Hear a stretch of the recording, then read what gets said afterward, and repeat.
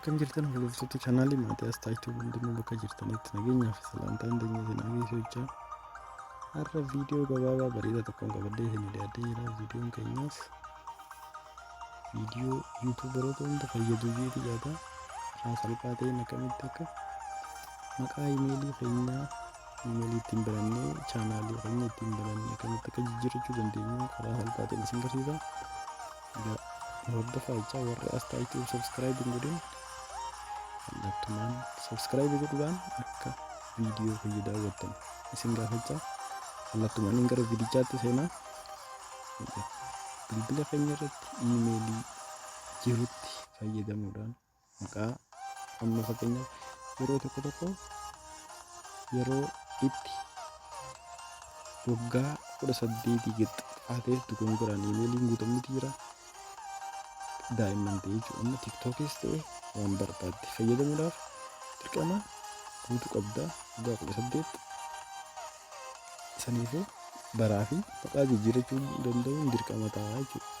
Achumarra dhaabbachuudhaan siistameetti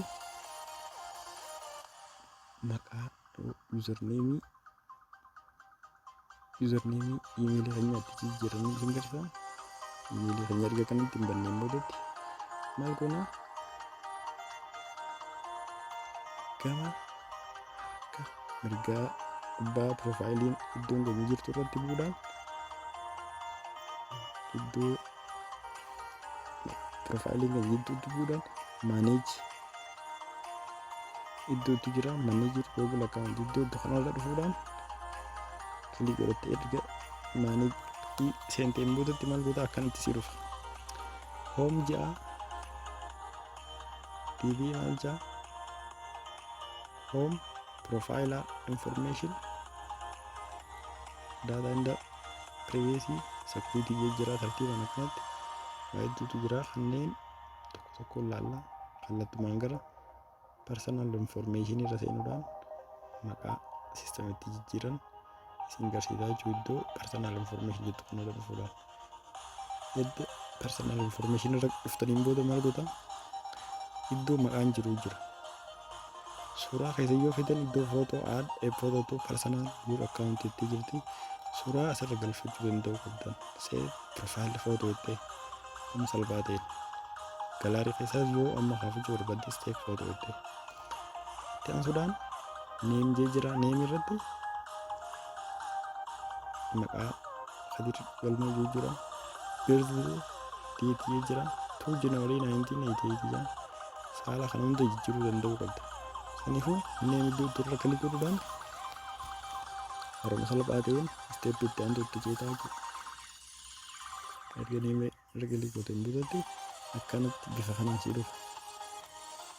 Nickname and name jira. Namein maqaa guutuu ta'e kan iimeelii itti banante kan iimeelii hin ta'in. Saniifuu irra kilik godha iddoo waan qalama fakkaataa gama maqaa fuuldura jettu irratti erga kana kilik godhee boodatti first name and last name jira. Irra kilik godhuudhaan kallattumaan maqaa kee jijjiirrataa jechuudha. Fakkeenyaaf iddoo kanarratti erga kilik godheen booda Muhammad Abduu yenneen kallattumaan nu jijjiiree jira jechuudha. Seef jennaan jala kanarra dhufne erga kanatti seefanneen boodatti si jijjiiree jira maqaa kee. Saniifuu akkanatti kilik godhuudhaan iddoo guutuu deebi'uudhaan laallachuu ni dandeessaa jechuudha. Jijjiirrachuu dhaba kee akkanatti amma dabduu jijjiiramee jira jechuudha. Iimeeliin kee kana egaa barnoonni keenya asumarratti dhaabbata. Warra as Taayituu subscribe hin godhin subscribe godhuudhaan barnoota viidiyoo yeroodhaa yeroo nuti gadhiifnu nuuf daawwadhaa jecha yeroo gaarii.